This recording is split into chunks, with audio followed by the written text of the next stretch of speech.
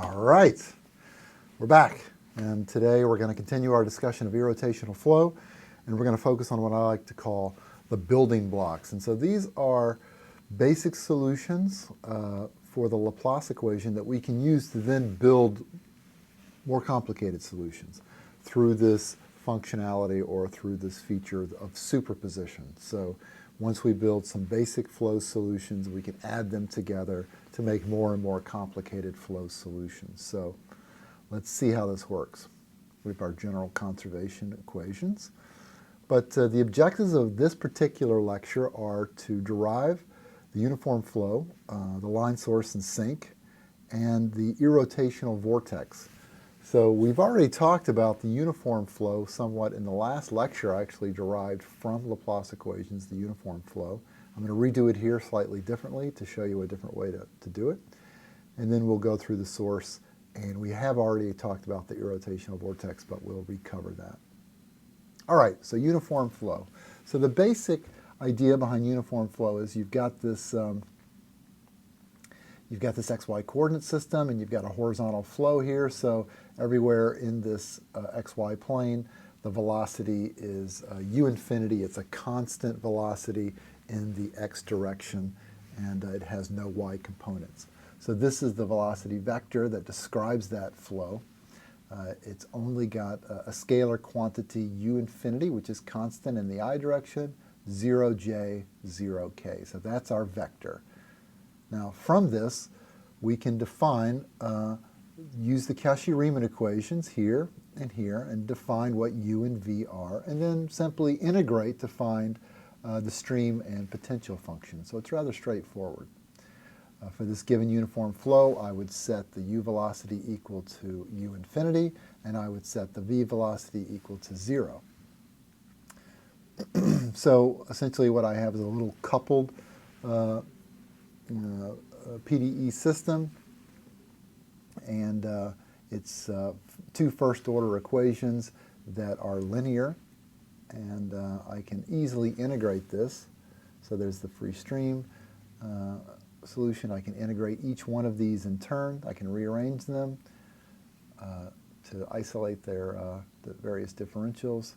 I can integrate, and I'm integrating over an indefinite integral, right? I'm not specifying over what parameters I'm integrating over. So that will yield constants of integration, right? If I had a definite integral, I wouldn't get constants of integration. It would be as if I'm applying the boundary conditions right there with the integral. So the solution of, let's do this one first. The solution of the integral of d phi is equal to 0 is obviously some constant, or better, it's there should be a partial. Yeah, no, that's right. This would be a constant or some function of x, right? And here, the integral the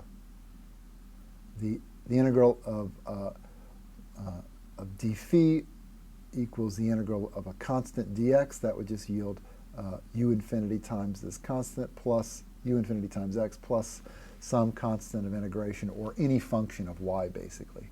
And when I compare these two, I compare this one and this one. This one tells me that the solution is just some function of x, and here's my function of x, and this says there is the possibility of a constant or some function in y. So when I compare those two, I see that this f of x has to be equal to just a constant, right? So I'm left with that the stream, the potential function phi is equal to some constant velocity times x plus a constant. Likewise, I can solve for the stream function using the Cauchy-Riemann equations, and I get that the stream function psi is equal to the constant velocity u infinity times y plus a constant of integration. Now this constant of integration we'll talk about here. It showed up last time, if you recall, and I said we will talk about it. So let's first plot the stream functions in order to figure out what's going on. Here I've plotted the stream function. So this says, right, that psi is equal to some constant u infinity times y. So that means for every position in x, this value, this function has the same value. This is not a function of x. So whatever the stream function value is, it is a constant with respect to x, and only y varies. So as we move up in the y direction, psi is changing, right? It's going from 7 to 10 to 13 to 16. All right, also knowing that the stream function defines the locus of points that is tangent to the local flow field. Since the stream functions are flat, it means that the velocity vectors must also be flat or horizontal, right? Aligned to the stream function. So that's kind of an obvious flow field. The potential function is orthogonal to the stream function, meaning that it crosses everywhere at 90 degrees. So when I draw the potential function, which is the same constant, u infinity times x, so its phi is invariant in y, it means that these lines don't change value along the y direction, but they do change in the x direction, and they change in a linear fashion. All right, so this is the horizontal parallel flow. This flow could be generalized to any two-dimensional parallel flow. It doesn't have to be horizontal. So in this case, I'm showing what the flow field looks like if we had gone back and instead of having a 0 here, we put in some value for the v component of the velocity. We would get essentially something like this. It's just a rotation of the coordinate system, right? So we're showing that the stream function makes an angle with respect to the x-axis, alpha, and that the potential function is, again, orthonormal to the stream functions. So that would give us essentially what amounts to an angle of attack, right? So if we had an object in this flow field, we can change the angle of attack of the object, not by rotating the object, but more conveniently by changing the free stream. So that is that. Now, I did want to mention that earlier when we first derived the stream function, one of the definitions that I gave for what the stream function means is that any two stream functions could form what's essentially you could think of as a solid surface, and the flow between those two stream functions, the flow rate q, is the difference in the value of the stream function. So here's the equation that we derived. Q by W means the flow rate per unit width into the board is equal to the change in any two stream functions. So here, psi 1 is equal to 7 and psi 2 is equal to 10. So the flow rate between psi 1 and psi 2 is 10 minus 7 meters cubed per second per unit meter depth into the board. So it's 3 meters squared per second. It's kind of a weird unit for a flow rate, but it is flow rate per unit length, so that's just the way the units work out. Now, because this is a uniform flow, you notice that parallel lines equal distance apart, right, here and here and here, have the same change in their value. So we go 7, 10, 13, 16. The difference between all of those is 3. So the flow bound between these two streamlines is the same amount as the flow rate between these two streamlines and between those two streamlines. So that makes a lot of sense. It also kind of illuminates what this constant means, right? So if I came into this flow field and I added a constant, say I added 3, so this streamline became 10, and this one became 13, and likewise on up, I haven't really changed the flow. I haven't changed the angle that the streamlines make relative to each other, and I haven't changed the difference between the streamlines. So the value itself really doesn't mean anything. Really, it's the difference between its neighbors with respect to the space. So I haven't really changed the flow field at all. And we'll use this later when we do a few lectures from now. We'll talk about flat plates and the Cutta condition. We're going to need this constant to shift the flow fields in order to match the Cutta condition. I'll just let it be like that for now, but it is important later, so keep it in mind.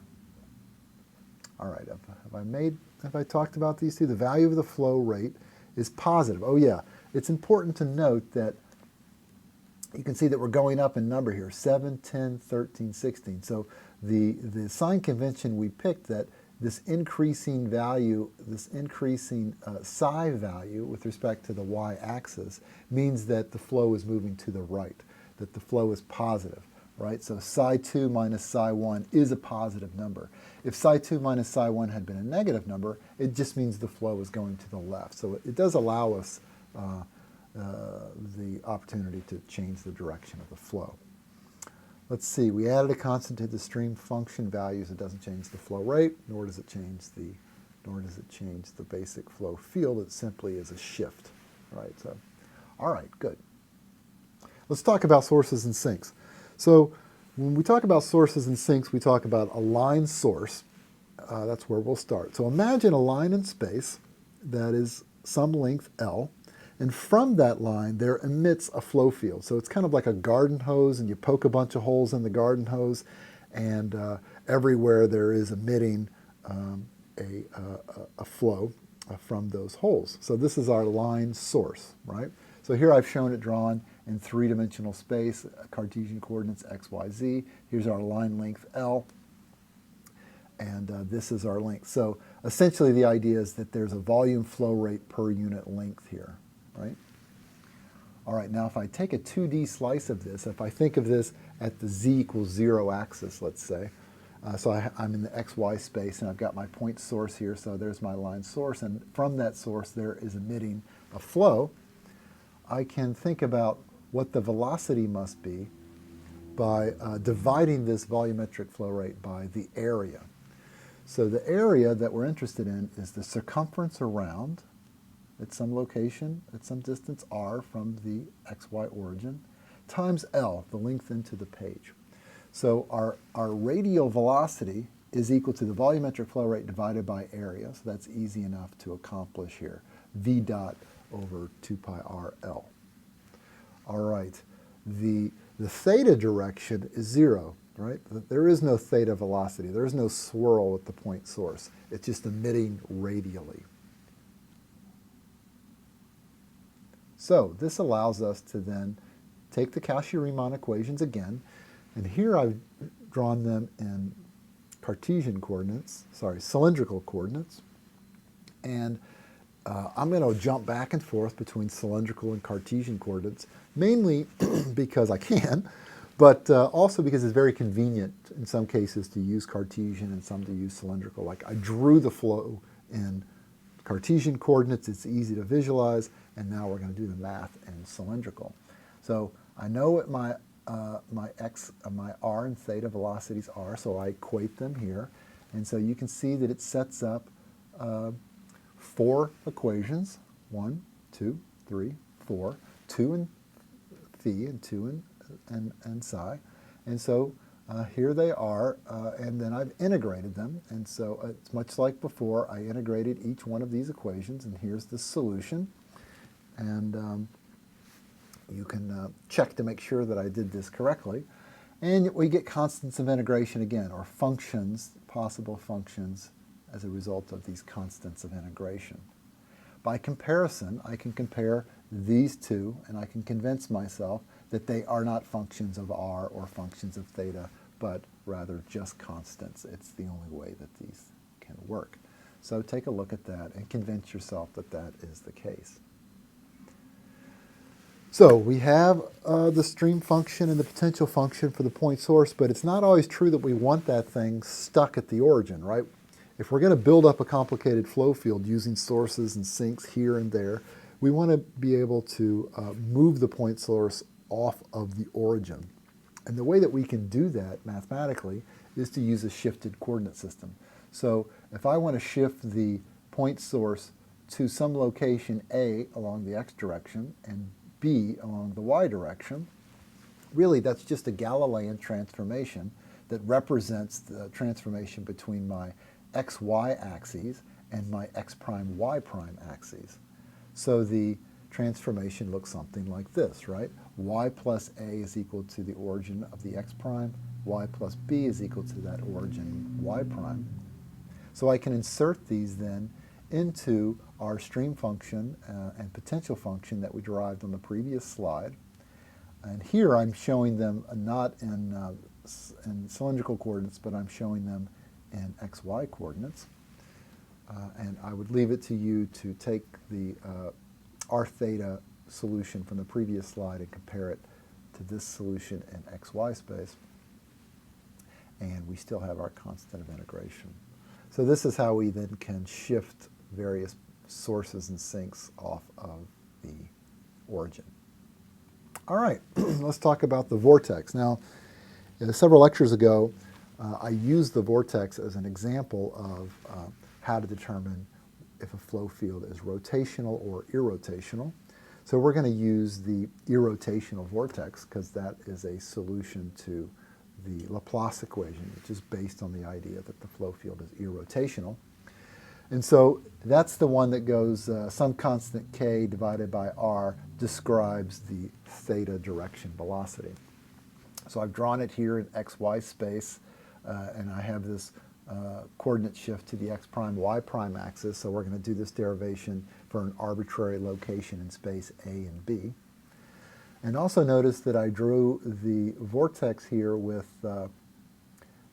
that's traveling counterclockwise positive, and that comes from our right-hand rule, right? So x, y gives us a positive z vorticity, and so that is our counterclockwise sign convention. So positive k leads to counterclockwise rotation. So that is basically the velocity. There is in the theta direction, and there is no radial velocity. So we can again write the